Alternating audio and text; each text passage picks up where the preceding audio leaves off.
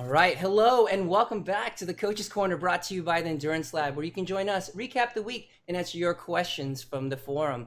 My name's Jason Flores, one of your Endurance Lab coaches, and today I'm joined by Ian Murray, Mitch Dangremond, and our nutritional therapist Andrea Cullen. And we have got an exciting week for you.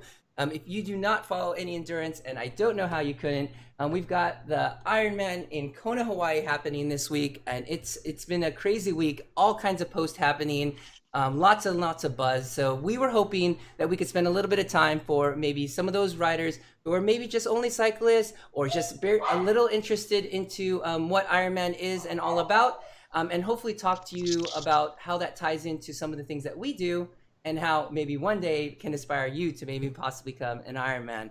So obviously we've had some experience. Andrea's been there. We follow this kind of every year. And even as a cyclist myself, it's very, very exciting every year over the past couple years that I've been working with Endurance Lab.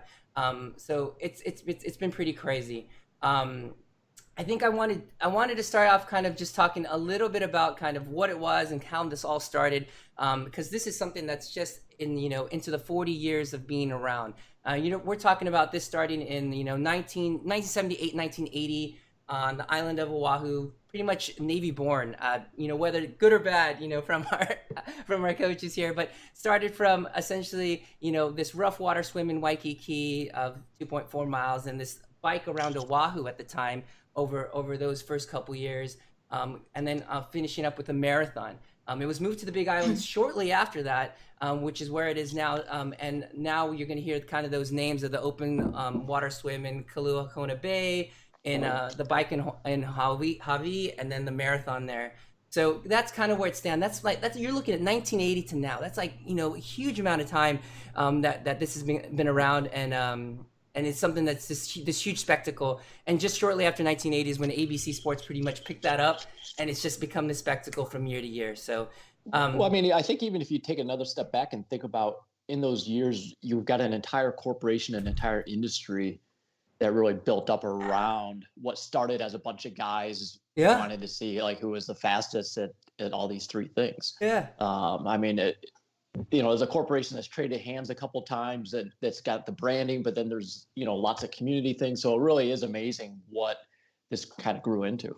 Yeah. I mean, I can look back at the numbers, but the numbers that have completed this sort of thing is just astronomical, and the stuff that people go through. We're not talking like the pros. We're talking about all the other hours. And you're talking about the fastest time on the course as being 7 hours and like 52 minutes in the last 2 years. But there are people there for a day. Like what are the numbers? You're talking like 20 plus hours, right, guys? Like people are out there all day into the evening, competing, completing this race. So we were hoping to talk a little bit about, kind of training, equipment, nutrition, people to watch out for. That's hoping what we can look for. Have some fun with it. We've got Ian on. It's been great. Andrea's been there, so hopefully you get a little bit of consideration there. But yeah, let's talk a little bit about maybe kind of where this is at, kind of what kind of training level people are looking at, and then we can kind of talk about what the pros are doing to kind of get an idea of what people are trying to do to get an edge. How about something like that? Well, I will tell you that everyone who's going is either already well trained or ain't gonna get any better. Yes, this is true. I mean, this is a long time coming. People, this is like a whole years of worth coming. I feel like of planning, right? This is not just a whim. I feel. Oh yeah, but one of the interesting things is people when they get that A race and they're so focused on it, they'll overtrain themselves into a not peak. Oh yeah. Which is, I think, for some of the pros is probably more common than even for some of the age groupers, because this is the big ticket. I mean, if you can go a top 5 at Kona, then that's a career maker. Oh yeah. Then you have a lot of sponsors. And if you hit the podium, you're good for the next couple of years, and you're billed as a contender just on that. Yeah, and I mean, then there's the conversation I came across a couple in the last week about, in the past couple years, it's kind of a run up. Like, the final 4 finishers typically the next year. I've been watching that. Like the next year they come up winning. Like that's in the last 20 out of 23 races. That's kind of nuts. Like it's not a 1 or 2 done. It's like 3-4 years in the building of getting closer and closer to making this happen. It's so, nuts. so based on that, I know who's going to win, but I'll save that for later. It looks like Andrea's going to get us back signed on here, but yeah. I think everyone, there's a lot of people taking different approaches here, right, Ian? They're not all doing the same thing here. So so what's interesting is, years and years ago, everyone followed the same thing of spend your time in Boulder or San Diego, and then head to Kona and do 6 weeks or 8 weeks in Kona area. A couple of the past winners used to go to Kona and basically spend the entire month of September and part of the month of August. Back in the Tim DeBoom days, and Peter Reed used to spend 45 days before Kona in Hawaii, just in isolation, up there in Kona training. Yeah, I mean, those guys were good and they're amazing. But if you look at what they're doing, what they did compared to, what the guys like Dave Scott and Mark Allen did, and what you see Jan Frodeno and Daniela Reef doing now. I mean, everyone has different ways of doing it. And so if you look at some of the players right now, we've got Tim and Rennie go train in Kansas, near Kansas City, or near Lawrence, Kansas. They hang out with the Jayhawks out there because they like there's not a lot of distractions out there. There's some rolling hills. There's a lot of wind, which may play into this year.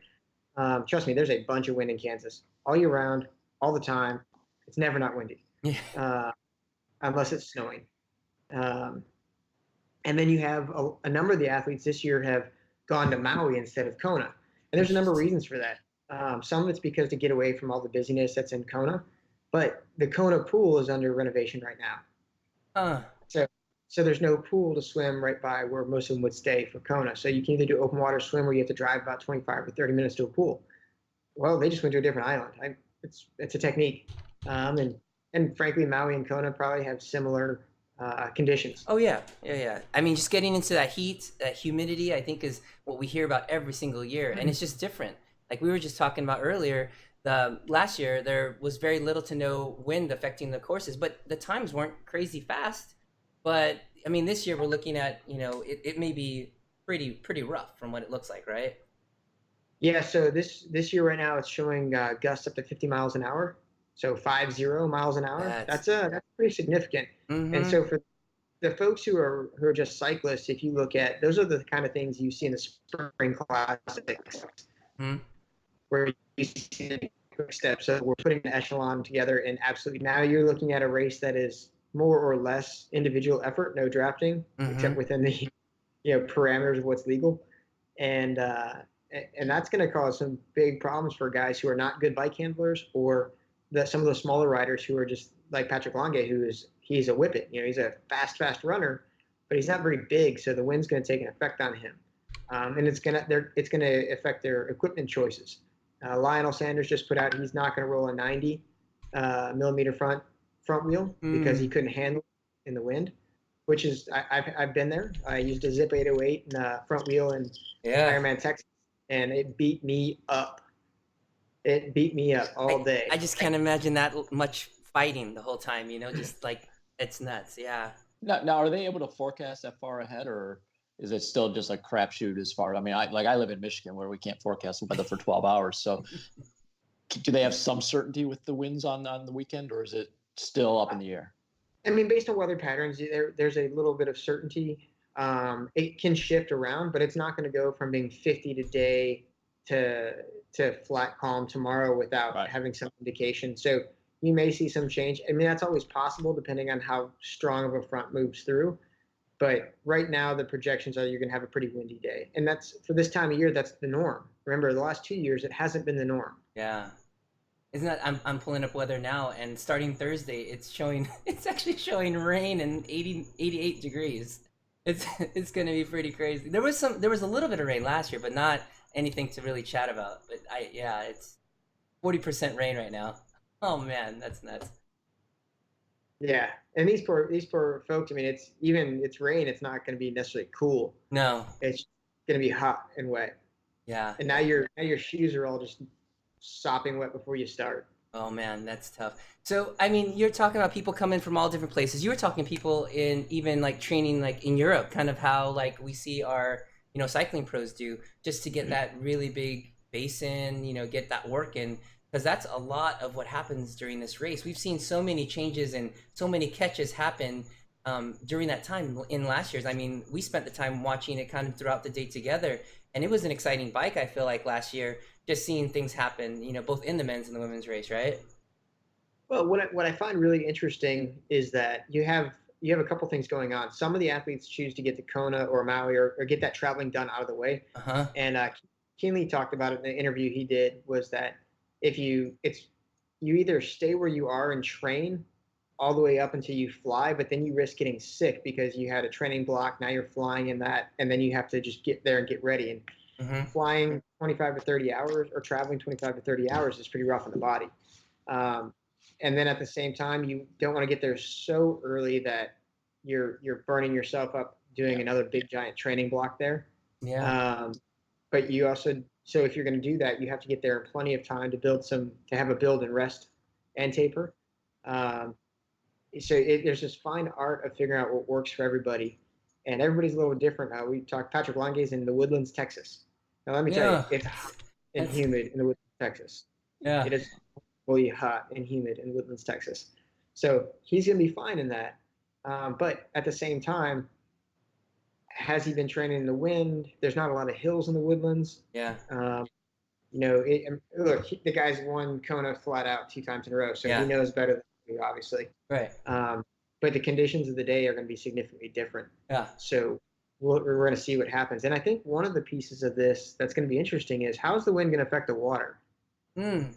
That's interesting. Like, it being choppy, being tough. Okay, yeah, you're looking anywhere from 10 to 12 miles per hour at least this, 6 or 7 days out. But on the bike, like out in Hawaii, you're looking at 22, 23 miles per hour on that day. Just now, right? That is significant. That's how fast a lot of people ride. You know what I mean? That doesn't sound like any fun to me. And the bike handlers are going to be much better at this than the non-bike handlers. So right. One of the arguments is training indoors on platforms like Zwift is better because you can do much more concentrated, focused training without having to deal with traffic and lights and things like that. Yeah. Well, the negative is, unless you're riding your rollers, you're not doing a lot of bike handling. It's true. This is true. But even on your rollers, I mean, if you're not in the wind, I mean. Yeah, right. I mean, it's. I don't know if you can really. I mean, can you even train for, unless you get yourself in like some kind of like a wind tunnel, right? You can't train on a stationary rollers or anything for wind and what that's going to be, right? It's the gusts. It's like we were talking before. It's how much effort and energy you've got to put in your upper body and your core trying to maintain that bike as you battle the wind. All right. So what I do when I ride my rollers is I have my wife come up there and randomly push me. Right. She hits you a lot with a pillow, right? A weighted pillow. And when I say I have her do that, she just does it. I think she thinks it's good training. No, yeah, you're right. So it's going to be interesting. You look again like Lucy Charles. She trains a lot indoors on Zwift, a lot of indoor time. But then she also goes out and spends some time on Lanzarote, which is known for its wind and heat. So does that give her a benefit? But then you have the animal Daniela Reef, who I think eats soles for her meals. Yeah. And the weather gods don't apply to her somehow. I've never figured that one out. She's like, oh, I race really well in the cold and the heat and the humidity and the dry and pretty much any condition because I'm an animal.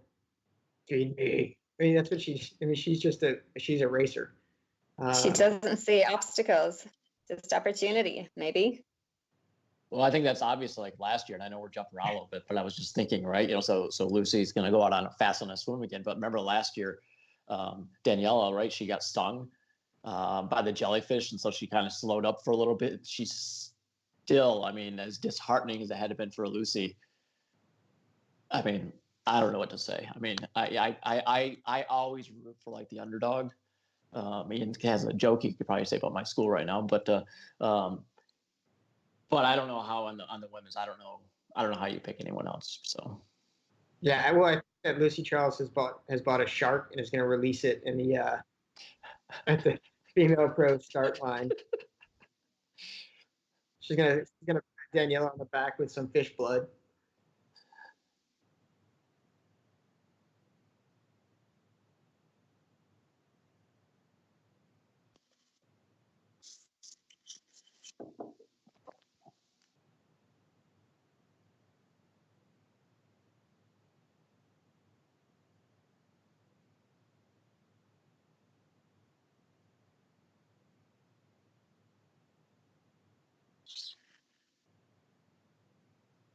So it hasn't been, from what I understand, from what I've seen, a big equipment change year. Tech, I think you're going to see some updated power meters. So the thing is, you're going to see new stuff at Kona that we don't get to see until, and that's from the state. I think we're going to see a little bit of that, but I think that there's going to be more. The equipment changes this year are probably more tech-based by actual hard equipment, because it's kind of cyclical. It doesn't happen every year. I think we'll see more folks out there with disc brakes than we have in the past. I think that's going to be a change for you. I think we're going to see some of the newer helmets that are out there. Especially with the winds. I think we'll probably see fewer of the giant head sails because of that. So yeah, it'll be interesting. I'm looking forward to seeing that. But like I said, not a lot of new tech has come out or has even been hinted at. Usually, Raymaker gets a lot of that kind of foreshadowing. Right? Yeah, and his radar has been power meters and smart bikes. I feel like it's pretty much what they've been talking about from Eurobike is all e-bikes and smart bikes. I was going to say that might be the new tech that's out there. Is the the e-bike. Oh man, I guess that would be kind of a crazy place for triathlon. I mean, cycling has been plagued with with motors and stuff. It would just be a bad place to see it come to this sort of thing, But you never know. You never know, All right, so as we start looking at who we think are our favorites, I want to go to tryrating.com here. Yeah. And this is what I want to cover real quick. Here are the odds for this year. Sebastian Kienle is 24% chance of winning. Lange has a 20% chance, and Lionel Sanders has a 17% chance. Those are the favorites. Yeah. And then Tim Dunn, who I didn't actually see on the start list, but maybe he is. So that's why he's a long shot. Yeah. I think Ian could be a long shot in that case. He hasn't registered yet. Yeah. So I'm going to go with the fact that he's not on the start list, that he's probably not a favorite. 3 days ago, yeah. Go ahead. Yeah. And Nelson? Yeah. Yep. Yeah, and a couple others that are on there. But the one I wanted to point out was Reef is only a 60%. I kind of would have put her up there favorite-wise, like the Nicolas Maduro, Kim Jong-un election result favorites, 99%, 98%. That's pretty high. Yeah, it had to be realistic, but I totally understand. Man, that's nuts. Yeah, but I think that's what's important is as amazing of a women's field as we have. There's a clear, separate favorite, whereas everyone likes to call Frodeno the GOAT, the greatest of all time. Yeah. Which he's got 70.3 Kona and Olympic gold medals. But he is not as dominant in the men's field as Reef is with the women's field. Yeah, but he's got fast times across the board. I mean, if you're looking at, the participants and their histories, he's got an expected time of almost a minute faster than Kienle, right? And that's kind of crazy. I mean, I'm looking at this field is a strong field. They're talking 102% of the typical Kona field, and this top 10 is phenomenally fast. You're talking minutes faster than the rest of the groups here, and that's really fast for this group. So yeah. So I want to before we start going to predictions, I want Andrew to pipe in on one thing here, because this is when I talked about with Seth, who my athlete Seth, who's going to go do Patagon Man. Yeah. Talking about eating in the cold. But Lionel brought it up in his latest video about eating in the wind. Oh, okay. That's interesting. Heat and wind, and what happens now when you can't eat because you can't take your hands off the bars? Yeah, oh my gosh. So how does that change things? What say you? Guys, I'm going to have to answer this moving, because we had a storm. Can you hear me okay? Yes, you're fine. You're good. Okay. So my Wi-Fi got knocked out, and I'm on a phone that's dying because we had a storm that came up from the Atlantic. So I think that's why the internet is gone. So eating in the wind, I think you need to have the food as close to you as possible. Yeah. Would you have to go to all liquid? I feel like. Oh. We're losing Andrea. We're losing Andrea just a little bit. Hold on. Someone about this recently, Hold on. because they did these, and she said, really? You can't hear me, can you? There we go. Nope. I think you're Right there. Don't move. all right. I think we got you back. Okay. No, Mm, I don't Lost you know. there. it's tough. So yeah, Mitch had mentioned maybe going more something that was that you were able to reach to. We'll have her back. So we'll come back to that. But some of our thoughts would be, could you put that much food in between hydration, just from in between the bars? It would be right, and that's what we're thinking. And a lot of people are putting all kinds of stuff in through the couple hours they're on the bike. It's maybe you go back to the old Lionel. Didn't Lionel try this one time, a camo bag? yeah. So that might be an option because a lot of people put their main nutrition Right. in that Mhm. up front. Mm-hmm. But I will tell you, riding like this, trying to do something like this, Yeah. is pretty easy to do when there's not a lot of wind. Yeah. Right. Not so much when there's a lot of wind, but even more so if you're not a really strong bike handler and those gusts of wind come by. It's whew. It's not. But I mean, I'll say, because I hadn't ridden with a camelback in a long time, and I did that gravel race earlier this year. Yeah, I remember that. Used a camelback, Oh. and that's not even. I mean, I don't even think that's that easy. And then I can only imagine the heat and humidity and having that on your back for Hours. 4 hours. Yeah. It'd just be miserable. I'm not sure what the answer is there. I think what Yeah, we're going to so- see is a lot of people kind of break, like, because they're either will not get enough nutrition, and we're going to see a pretty crazy run then. That's what we would expect, right? People not getting that fuel on that, because a lot of people depend on getting a good amount of fuel on the bike so that they could run, and you're just not going to see it this year. We may see some Yeah. like phenomenal I think we're things. going to see fireworks, and I think we're going to see some of the fast runners just implode spectacularly. Yeah. I just, Potentially past like 35K. yeah. Wow, that early. I did come across that the video in that, was it in the 97 of the female finish of the crawling, like you're just seeing the body just like breaking down at the end. It was just like, I don't know. I just think these are crazy feats of human feats, I guess. Yeah, well, we have one of our female participants, Sarah True, who has passed out twice this year Oh my gosh. in races. Yeah. So, I mean, she's impressive that she can bury herself like that, Uh-huh. but she already passed out twice. Oh man. That's So- nuts. I think I don't necessarily think we're in for a Julie Dibbins, where crawling and passing out within 200 meters of the line, but I think we're this is a possibility. Unfortunately, I don't think this will favor Lucy Charles. Yeah. And we shall see. But so the swim, like I mentioned before, the swim could be a lot tougher than people are going to give it credit for, because if it's a lot of white caps and Yeah. a lot of chop, Choppiness. man, that's hard to swim in. Yeah, I can only imagine. I mean, on that day, you're looking at a little bit of wind starting in Kona, and 10 miles per hour. But you tell us. I mean, is 10 miles per hour kind of on the surface? Is that a good amount, enough to make a difference out there? I feel like it would have to be higher. Yeah. Well, it's going to depend on the weight, on the currents, Yeah. as well. But it should be fine for that as long as it's not a ton of gusting.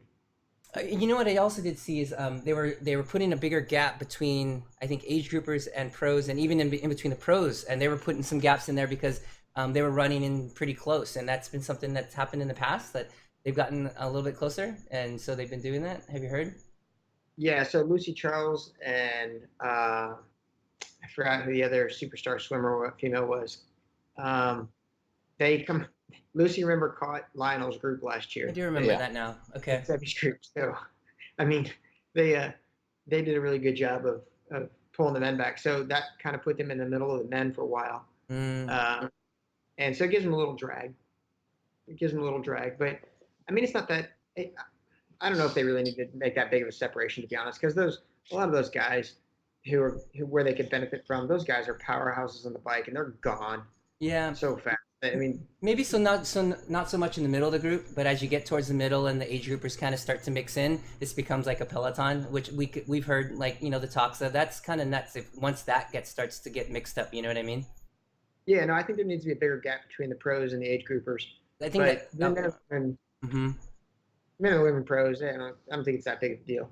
Yeah, and I mean, heat is always a consideration in Hawaii. How it varies from when they're coming from the water onto the bike and coming back. Of course, making that loop and coming back through like Energy Lab and coming back the other way. Do you think it's going to be any different this year? Does it seem like it's going to be even hotter? I mean, we've got more wind than we've had in the past couple years, but is heat's just going to be like the static thing? It's just going to be hot like it always is that you've heard. Yeah.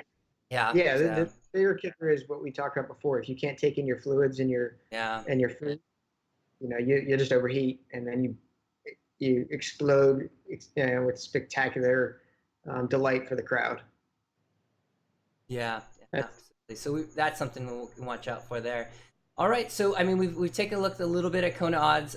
We've got some predictions here. I know there's some personal predictions here, but let's start off with the men's side of things. Oh, by the way, Andrea, I don't think between the storm and the internet connection and their phone connection, I don't think she's going to be making it back. So looks like the three of us are going to finish this up here for us. So from the men's side, there was a couple things up in the air, but there's some really strong horses. What are we thinking as far as who's going to be finishing, or who are the people to watch, I guess, would be the way to take this. Mitch, why don't you go first? All right, so as I was looking through the top 10 here, right, and maybe this is a little bit of an indictment on triathlon in general, but a lot of the top 10 men are just getting up there in age. I mean, they're in their upper half of their 30s, and I'm not saying that's old because that would make me ancient. So I think there's a lot of age growing in there. I think Ian's comments on some of these guys, maybe they're a little small for the wind, but totally unrelated. I'm like a fourth Scottish and really love the Scots, and so I'm going to go with David McNamee, age 31, out of Scotland, who's been on the podium the last 2 years. Yes, and just thinking, you know what, he's been there the last 2 years. He's a pretty even across the disciplines, and just a little bit of a flyer, someone that no one's talking about. Let's see if he can get it done. I like that. I'm pulling him up on the stats here. I'm trying to look at top 55. Maybe I'm spelling. What's his first name again? David. Okay. McNamee. There it is. McNamee. Yeah, so he's seated 10th. I like that. Yeah. Pretty seated. I like that. What says you? What says you, Ian? McNamee is always crappily seated, and yet he's finished really well the last couple of years. So he's like that. He's the bridesmaid that that everyone thinks has a great personality, but I think he's a strong, and I'll get to it when it comes to it. I think he's a strong contender. Yeah, absolutely. So, what about from your side, Ian? What are you thinking to watch out for? So I'm gonna put out this. I'm gonna say Bart Aronnox, the Belgian. I got it. And I see it seated eighth. Okay, I got it. Yeah. Because he's Belgian and they know how to deal with the wind. Yeah. True. That is one of.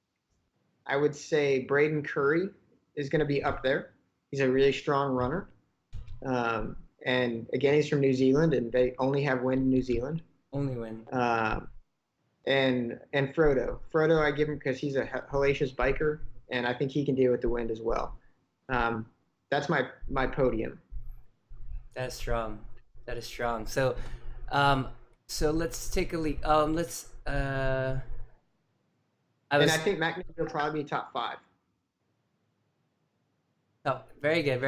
We're getting messages here from Andrea. She's saying likes I don't know, loves to see what Brownlee could prove. Everyone okay. He said if Saunders can do with a better mindset than is showing, and she's loving Longy for his run. So Longy for podium for her. Is that what she's? Yeah, I just don't think Longy. I think Longy, he doesn't have his teammate to pull for him this year like he did last year. Okay. Dreitz. Yeah. Okay. So I think he's going to be out the back on this one. I think the winds are going to hammer him a little too much. Okay. And so sliding on over to the women's side, Andrea's got, let's see, she's got Reef and then Charles for the chase. So, yeah, that's kind of what we're expecting, right? Yeah, Yeah, and I think I'm gonna say Lucy's just gonna win it. I'm gonna say I'm gonna say it's even at T2 based on a rough swim, and Lucy's able to deal with it She better. wants it, yeah. And it's gonna be a fight on the marathon. Or may I'll say toss up at the end. That'd be fun if it came close onto that run, man. I would love to see that showdown. I don't know. It's just a machine versus I just think speed. I think Anne Hogue has a better shot on the run against Reef because she's also pretty hardcore. She's a fast runner. She's very fast. I think we're going to see something from Heather Jackson. Okay. So I I see think that. see something from her because she's a tough racer, and she's done really well in Texas before with the wind and the heat. So I think we're going to have some good showing out of her, but I still think Reef's going to take it. I mean, and here's why I say that: she's crushed everybody all year long, and the close race was like 4 minutes, and that was she trained through an Ironman that she didn't have to do. Yeah, man. It's just gonna cease. Barring anything else going crazy, and some of the things we talked about today with nutrition, if these top athletes are trying to stay on top of that and can get what they have trained to do, I think it's gonna be spectacular to see kind of how this all pans out. Yeah, I just think this is going to be probably the best race to watch in a couple of years. Look, watching Patrick Longate crush everybody the last couple of years in the run was amazing. But you didn't have Frodo there. You had Lionel Sanders that last year who was he was being crazy Lionel, and he seems to have his head on his shoulders this year. That seems like it. So I think we're closer on him. I just think he's even admitted. I think he's just not quite back yet. Yeah. Fitness standpoint. So speaking of that, this is another one that I think we should watch. And I don't think he's going to make the podium this year, but I think he's going to set an up and comer for next year. Cody Beals. Cody Beals, yeah. Male 6, qualified 6 for Kona there. Let's see where he's on. Fourth. Yeah, fourth on as far as numbers looking. 8:09. Good run. Still 7 minutes off Patrick Lange's time, but pretty good because he hasn't had a pro race. This would be his first Kona pro race then, right? As I understand it. So definitely up and coming. And much to the chagrin of the Brits, I think Alistair Brownlee's going to blow up and walk the last 5 miles. Oh man, that's a big one there for sure. All right, so definitely, if this is if you have even inkling of thinking about watching this is an amazing watch. You're talking 20 hours plus of coverage on the day of, so definitely find where that live stream is. We'll post a couple links there on our end. We did cover a little bit of history today, kind of a couple of things as far as training that we're seeing that pros are doing differently, a little bit about equipment, a little touch on nutrition and kind of how the weather interacts with that and kind of what we think is going to happen. So we'll be on watching. We hope you guys are too. It's going to be an exciting weekend. And if you're there, I'm sure it's just the energy has just been crazy from what I hear. So any last words about kind of the ons this week and Kona's race this week? Yeah. Be fun to watch. Yeah, absolutely going to be fun to watch. All right. So that's us for today, us signing off. Thanks for joining us here in the Coach's Corner. Sorry we missed Andrea. We'll have her back on the next show. Sometimes internet gets the best of us. If you like what you hear, and we would love if you share this with your friends. And if you have a question, drop us a line at coaches@endurancelab.fit. And don't forget to follow us on Facebook and Instagram and online at www.endurancelab.fit. We'll see everyone on the next episode. Have a good week. All right, looking good.